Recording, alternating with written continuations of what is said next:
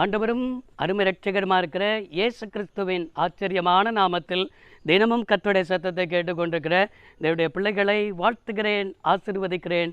நீங்கள் ஆசீர்வதிக்கப்பட்டவர்கள்.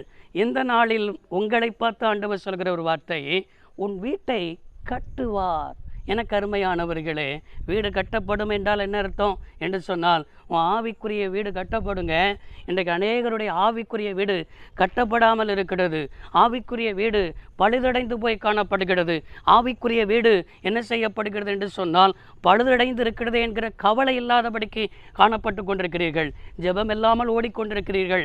ஆண்டவரை குறித்து ஒரு பயம் இல்லாமல் ஓடிக்கொண்டிருக்கிறீர்கள். ஆண்டவரை குறித்ததான வைராக்கியம் இல்லாமல் ஓடிக்கொண்டிருக்கிறீர்கள். சங்கீதக்காரன் 69ஆம் சங்கீதம் 9வது வசனத்தில் வாசிக்கிறோம், உம்முடைய வீட்டை குறித்து உண்டான பக்தி வைராக்கியம் என்னை பட்சித்தது என்று சொல்லுகிறார். அவனுக்கு, சங்கீதக்காரனுக்கு ஆண்டவர் மேல் அந்த பக்தி, ஆண்டவர் மேல் அந்த வைராக்கியம் அப்படி என்ன செய்யணும், பட்சித்தது. பாருங்க, அவனுக்கு எதிர்மறையான சூழ்நிலைங்க. தாவீது இருக்கும் பொழுது பாருங்க, தேவாலயம் கிடையாது. தாவீது இருக்கும் பொழுது ஆண்டவரை தேடுகிறதற்கு முறையான இடங்கள் இல்லை. ஆனாலும் அவன் ஆண்டவர் மேலே வைராக்கியம் வைத்திருந்தான். இன்றைக்கு ஆண்டவரை தேடுவதற்கு நல்ல ஒரு ஆலயத்தை ஆண்டவர் தந்திருக்கிறார்.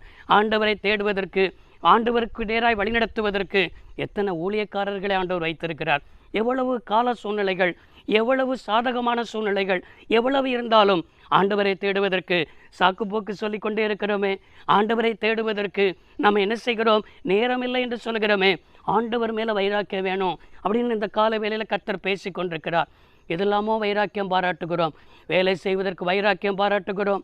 அது மாத்திரமல்ல, மனிதர்கள் மேலே வைராக்கியம் பாராட்டுகிறோம். இந்த உலகத்தின் காரியத்தின் மேலே வைராக்கியம் பாராட்டுகிறோம். இதெல்லாம் விட்டு விட்டு கர்த்தர் மேலே வைராக்கியப்படுங்க. கர்த்தர் மேலே வைராக்கியத்திற்குள்ளே ஓடிவாருங்க. ஆண்டவர் மேலே வைராக்கியத்துக்கு ஓடிவாருங்க. தேவனுடைய சபை மேலே வைராக்கியத்துக்கு ஓடிவாருங்க. உங்கள் வீடு கட்டப்படும். ஆமேன், சொல்லுங்க பாப்போம். உங்களுடைய குடும்பம் கட்டப்படும். ஆவிக்குரிய வாழ்க்கை கட்டப்படும். குடும்பத்தில் ஜெப வாழ்க்கை கட்டப்படும். குடும்பமாய் ஆண்டவரை தேடுகிற காரியங்கள் கட்டப்படும். நானும் என் வீட்டாரும் என்றால் கர்த்தரையே சேவிப்போம் என்று யோசுவா சொன்னது போல, என் வீடு இன்னைக்கு ஆண்டவரை தேடாதபடிக்கு மனம்போன இருக்கிறதே. ஆண்டவரை தேடுவதற்கு என் பிள்ளைகள் வரமாட்டுக்கிறார்களே. என் பிள்ளைகள் என்ன செய்கிற, ஆண்டவருடைய காரியத்திற்கு என்ன செய்கிற நிர்விசாரமாக இருக்கிறார்களே. கவலைப்படுற பெற்றோரே, நீங்கள் ஆண்டவருக்கு முக்கியத்துவம் கொடுங்க. ஆண்டவருடைய காரியத்தில் வைராக்கியப்படுங்க. உங்கள் குடும்பத்தை கர்த்தர் கட்டுவேன் என்பதாக கர்த்தர் பேசி கொண்டிருக்கிறார். அப்படியே ஒப்பு கொடுப்போம். சர்வ வல்லமையுள்ள தெய்வமே, எங்கள் அன்பு தகப்பனே, உம்முடைய பிள்ளைகளுடைய வீடு கட்டப்படுவதாக இயேசு கிறிஸ்துவின் நாமத்தில் வேண்டி கேட்கிறோம் நல்ல பிதாவே, ஆமென். கர்த்தர் ஆசீர்வதிப்பாராக. God bless you all.